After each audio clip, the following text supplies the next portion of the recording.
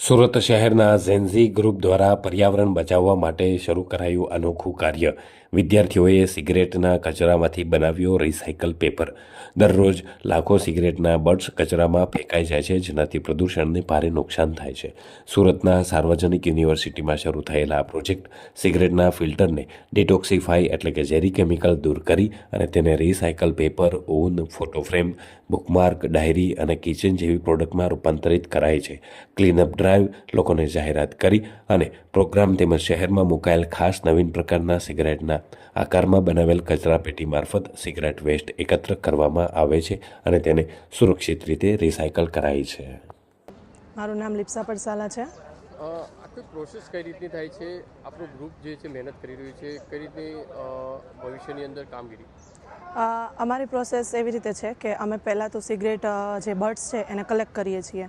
Collect કર્યા પછી એને લેબોરેટરીમાં લાવવામાં આવે છે અને પછી જે લેબોરેટરી પ્રોસેસ છે એમાં અમે એનું ડિટોક્સિફિકેશન કરીએ છીએ કે જેનાથી એમાં કોઈ પણ જાતના કાર્સિનોજન્સ છે, હેવી મેટલ્સ છે, એ બધાને રિમૂવ કરવા માટે એને 3 ટાઈપના વોશ આપીએ છીએ, જેમાં એસિડિક વોશ આવે છે, આલ્કોહોલિક વોશ આવે છે અને બેઝિક વોશ આવે છે.